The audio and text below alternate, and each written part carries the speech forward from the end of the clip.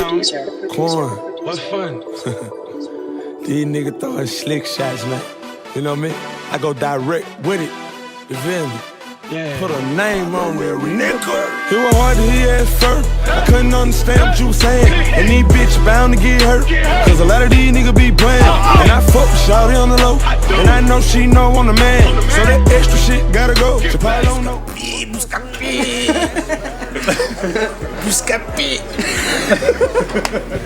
Vous êtes bien sur Bouscapé. Omar Tar. Bonsoir. Bonsoir. On va rentrer directement dans le vif du sujet. Vas-y mec. Comment, après le succès d'Intouchable, comment vous êtes retrouvés tous les deux dans le film avec le duo Nakache Toledano?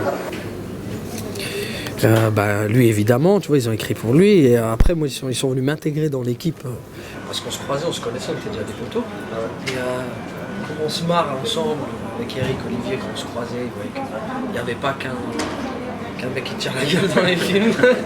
Ils ont voulu écrire ce rôle-là de Wilson et puis ils m'ont intégré à l'équipe. Toi, c'est ta première comédie, c'est ça? Ouais. On en parlait quand on avait fait notre interview à l'occasion de Gibraltar. D'ailleurs, tu voulais pas nous en parler? Tu dis que c'était un gros film et tout ça. Ok, d'accord, c'était ça. Ok, je savais plus. Et ben voilà.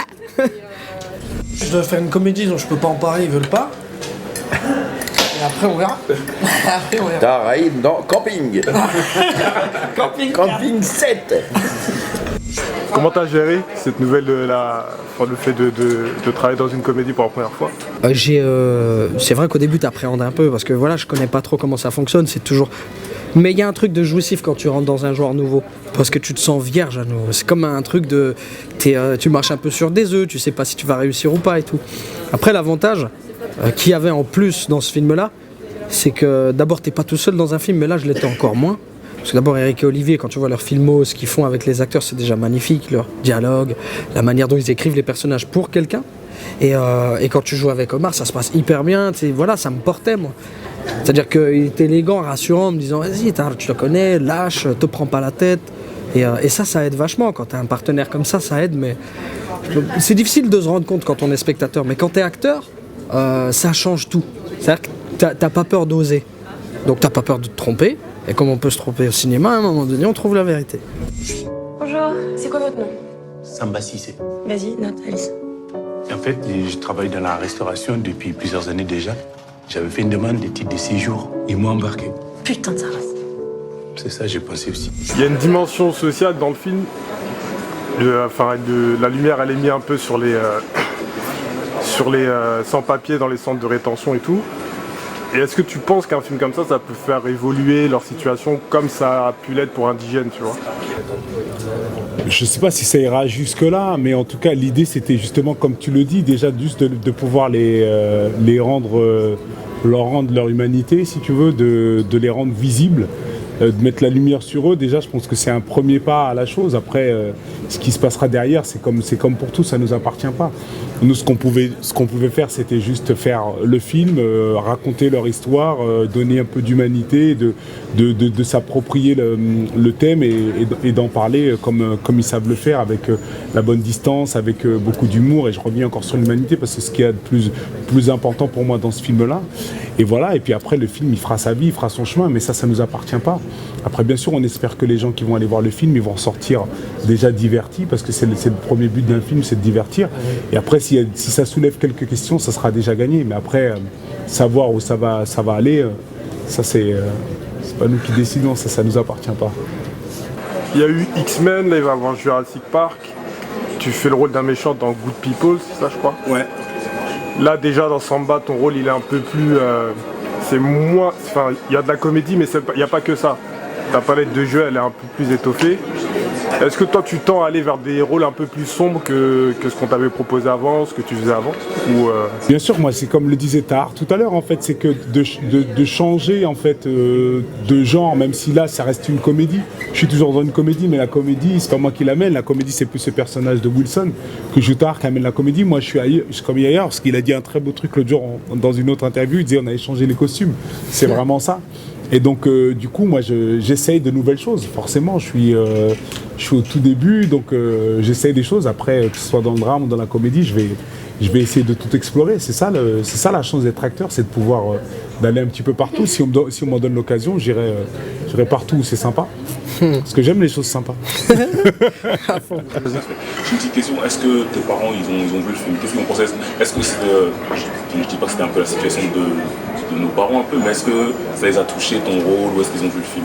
Bien sûr, ils l'ont vu le film, ils l'ont aimé. Et ce qu'il y avait de particulier avec ce film-là, c'est que c'est vrai qu'ils voyaient mes films, ils les voyaient, ils me disaient c'est bien, beau travail, tout ça. Ils étaient toujours très contents et très fiers. Mais là, il y a eu un débat, il y a eu un échange après le film. C'était intéressant. Ils étaient beaucoup plus intéressés au film. Ils avaient plus de questions, donc c'était intéressant d'échanger avec eux après un film qu'ils ont vu de moi. Donc ouais, c'est un petit peu particulier. Ouais. Donc j'imagine qu'ils avaient vu Intouchable aussi. Oui, bien sûr, ils ont bien Intouchable. Celui-là, voilà, il y a quelque part où ça résonne un petit peu, forcément. Et toi, un peu, comment ça passe? Tes parents, ils ont pu voir le film? Non, pas encore vu. Ah. Non, mais pas encore. Mais je te dirai. Parce que dedans, en plus, t'as un rôle un peu... Ouais, un peu funky. Non, mais je sais que certains membres de ma famille l'ont vu et ils étaient contents de me voir enfin comme ça, ils m'ont dit. Tu vois, c'est dire que voilà, dans la vie, c'est aussi comme ça, il faut se marrer pour des... En fait, il y a un lien entre Wilson et moi, c'est que c'est vrai que quand t'es face à l'adversité, il faut désamorcer. Moi, j'ai besoin de ça pour traverser les choses difficiles de la vie, parfois. Sinon, ça circule trop, tu vois. Mais c'est quand même moi le premier d'ailleurs, pour ajouter à ça que moi le premier, j'étais très content de le voir finalement comme ça au cinéma. Vraiment. Après, en prophète, c'est clair que là c'est... Ah bah là c'est à l'opposé, ouais, c'est que là t'as fait un virage. Toi tu formes deux couples, enfin il y a deux couples à l'écran, il y a ton couple avec Wilson et le couple avec Charlotte Gainsbourg. Lequel des deux t'as préféré entre les deux? Ben, c'est deux choses complètement différentes, mais c'est vrai qu'il y avait un kiff particulier à finalement travailler avec Tahar parce qu'on se connaît bien, on s'entend bien, on s'aime bien, on fait le même métier, mais on n'a jamais eu l'occasion de travailler ensemble. Là, c'était la première fois. Et en plus, je pense que ça a rajouté à quelque chose ça a été quelque chose de fort entre nous, donc ça a été une bonne chose pour notre amitié. Et puis après, Charlotte, c'est autre chose. C'était ma première histoire d'amour au cinéma aussi, c'est pas rien. Donc il y avait quelque chose de particulier là aussi. Elle a été hyper généreuse aussi avec moi. Donc, mais j'étais hyper bien entouré. Franchement, d'avoir des partenaires comme ça, c'est une chance. Ça aide surtout quand t'es dans quelque chose, il disait, de neuf, où t'es un petit peu fragile. D'avoir du soutien et des partenaires généreux, ça aide, ça porte. Il y a une scène de danse dans le film. Tout le monde s'attendait à ce que tu danses après celle d'Intouchable, et finalement c'est... Changement de costume, mec, c'est ça l'idée. C'est lui qui danse, et il danse très bien, donc c'est une bonne chose. C'est bien débrouillé. Oui, bah attends, t'as vu comme moi. On a essayé en tout cas. T'es très bien, mec. En plus, ce que j'ai remarqué dans le film, c'est que tu fais pas ton rire légendaire que tout le monde connaît, qui fait rire tout le monde. C'est que là, je sais pas si tu t'es abstenu, c'est fait exprès. Oui, c'était l'envie de vraiment incarner quelqu'un d'autre et de faire oublier, de me faire oublier, de m'oublier là-dedans, qu'on m'oublie moi, qu'on oublie Driss. Il fallait vraiment composer et voilà et jouer quelqu'un d'autre. Et c'est sûr que le rire, ça m'aurait pas aidé. Ça a été difficile un peu de se mettre dans un personnage enfin vraiment. C'était autre chose, mais c'était aussi très intéressant et très jouissif. Après, ça demande plus de concentration. Il y a quelques frustrations des fois. Dans les scènes de comédie où tu as envie de balancer des vannes, mais c'est pas ta place. C'est pour ça que des fois, dès que c'était coupé, il partait. Je te jure. La scène avec l'avion où tu dis attends-moi, l'avion, on sent que c'était un peu de l'impro. Oui, il y avait un peu de lâcher des trucs. C'était le seul moment où c'était possible. Vous avez tous les deux déjà tourné aux États-Unis? Des films entre les deux, c'est pas tout à fait ça. Ouais. Okay. T'as peut-être toi une plus grande expérience des tournages aux États-Unis. C'est quoi la grande différence entre là-bas et ici? La différence, je vais te dire honnêtement, pour moi, pour l'instant, parce que tu parles de grande expérience, mais ça reste quand même, tu vois, des petits rôles dans les films. Donc, si tu veux, mon expérience, elle est vraiment au tout début. Mais vraiment, pour moi, la différence, c'est la langue. Franchement, c'est la langue. Après, je suis encore en train d'apprendre ce métier, de le découvrir. Donc, c'est compliqué aujourd'hui de te dire quelle est la différence, si ce n'est qu'après, quand tu te retrouves évidemment sur des films comme X-Men ou Jurassic, La différence, là, elle est sur les moyens, mais là, ça n'a rien à voir avec le fait que ce soit un film américain. C'est que c'est un film à très gros budget, donc là, tu changes complètement de catégorie. L'équipe, elle est multipliée par 7, c'est des caméras 3D, des trucs dans tous les sens, où tu es sur un studio immense. Donc là, tu vois une réelle différence, mais là, ça n'a rien à voir avec le fait que ce soit américain, parce que après, j'ai fait Good People, qui est un film indépendant, où là, tu redeviens dans une économie qui est plus proche du cinéma français, et là, tu vois pas trop de différence, à part que les mecs, à place de dire retourner, ils disent rolling. Voilà, c'est la seule différence. En fait, normalement, tu devais jouer dans le remake US d'Intouchable. Enfin, c'est ce que j'avais lu. Ouais, non, ils m'ont proposé le rôle, mais c'est pas intéressant. C'était justement, l'envie, c'est de faire des choses différentes. Refaire le même genre de film, déjà, c'est pas simple. Mais refaire le même film dans une autre langue, c'est encore plus compliqué. J'ai fait Intouchable comme je l'ai fait, et c'est passé ce qui s'est passé. De le refaire une deuxième fois, je voyais pas le sens. Donc finalement, ils m'ont proposé, mais j'ai jamais accepté. Qu'est-ce que tu penses du choix de Kevin Hart pour faire ton... Je trouve ça intéressant, j'ai hâte de voir le film pour le coup. Ça peut être un bon mélange. Colin Firth et Kevin Hart, j'ai hâte de voir ça. J'ai hâte de voir ce qu'ils vont faire. Mais ça peut être un bon film. Est-ce que vous avez conscience maintenant tous les deux de ce que vous représentez en fait? Il y a beaucoup de jeunes de banlieue pour qui vous êtes des exemples, qui s'identifient à vous. Est-ce que vous y pensez dans la vie de tous les jours, ou est-ce que non, vous faites votre truc comme vous faites d'habitude, ou est-ce que vous faites peut-être un petit peu plus attention à ce que vous faites par rapport à ce que vous représentez aujourd'hui, ou alors est-ce que... Je crois que j'aurais jamais conscience de ça. Il y a un truc où j'ai du mal à me projeter là-dedans. Je sais pas par quel canal il faut passer pour capter ça, mais j'arrive pas à me projeter. Par contre, quand tu me dis si c'est réel que ça donne envie à des jeunes de quartier ou autres d'avancer dans ce chemin-là, et que ça donne de l'espoir, alors là, franchement, j'ai réussi mon coup, moi, je suis cool. Ouais, bon, moi, c'est pareil, si tu veux, c'est que c'est compliqué de penser tes faits et gestes en fonction de ça, parce que tu te brimes sinon. Voilà, tu deviens un peu dingue, et surtout tu perds ta liberté. Ce qu'il faut, c'est que justement, pour arriver là où on est aujourd'hui, c'est qu'on a été libre jusqu'à maintenant. Donc je pense que c'est ce cap-là qu'il faut garder. Après, évidemment, s'il y a des jeunes qui sont inspirés et que ça leur donne la force d'arriver là où ils veulent aller, il faut qu'ils le prennent. Mais ça, encore une fois, c'est des choses, si tu veux, qui ne nous appartiennent pas. Ça leur appartient à eux. S'ils peuvent se servir de ça, s'appuyer là-dessus pour avancer eux dans leur vie, c'est leur truc. Mais nous, on peut pas, en tout cas pour ma part, je peux pas avancer comme ça, avec ça en tête, dans mes faits et gestes, ça marchera pas. Et je pense que même pour eux, du coup, ça sera faussé. Ce que je suis aujourd'hui, c'est parce que j'étais libre jusqu'à maintenant. Donc, cette liberté-là, je dois la garder pour que eux, ils continuent à le faire. Mais ce qu'ils font eux, ce qu'ils pensent, ça leur appartient à eux. Après, moi, je suis moi. L'image qu'ils mettent sur moi, c'est leur truc, et j'ai pas à gérer ça. Chaque chose reste à sa place, tu vois. En France, on se plaint qu'il n'y ait pas de film sur la cause de Renoir. Là, c'est toi qui as l'affiche, mais c'est pas un film sur les Renoirs. Mais est-ce que vous n'êtes pas allé un peu dans ce sens-là? Bon, on parle un peu de toutes les nationalités dedans. Renoir, il y a un centre de rétention, donc il y a beaucoup d'étrangers. Mais est-ce que c'est pas un peu le premier film un peu sur les Africains, sur l'Africain, limite, j'allais dire? Dans tous les films. Enfin, excuse-moi de te couper, les gens se sont plaints. Il y a eu d'autres films sur le noir où c'était un peu marrant, où c'était un peu, on se moquait un peu de la condition des Noirs en France, de l'esclavage, on va dire. Et celui-là, bon, c'est un film qui met un peu en avant, qui met la lumière en avant les Noirs en France, j'ai envie de dire. Est-ce que c'était un peu dans ça qu'on a le scénario? Si tu veux, que j'ai envie de te dire, moi, qu'à chaque fois que je fais un truc, forcément, il y a un peu de ça dans tous les films que je fais. Et après, encore une fois, c'est pas une chose que je me mets en tête quand je fais mes choix.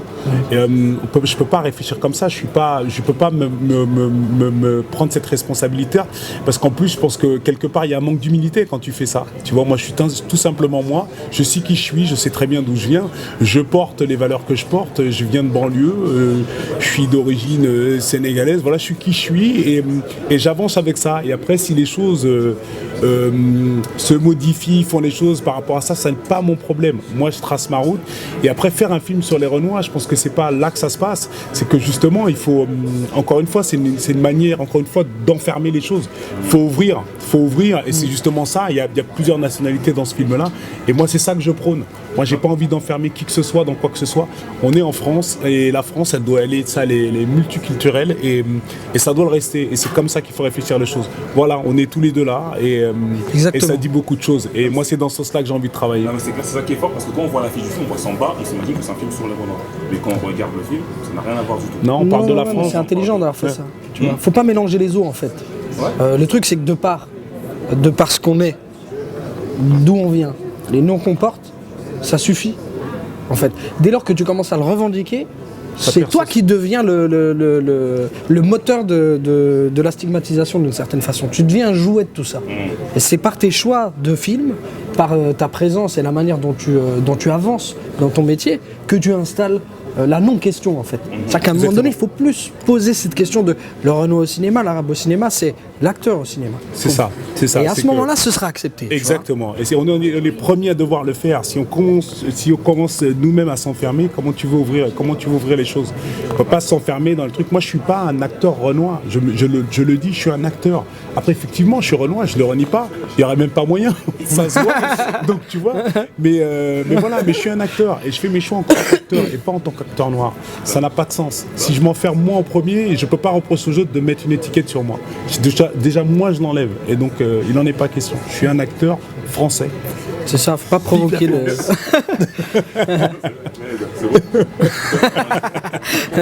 la France. Par rapport à l'accent que vous prenez et tout dans le film, est-ce que vous avez quelles ont été vos sources d'inspiration? La famille? Imagine-toi Omar Fouton, c'est marrant.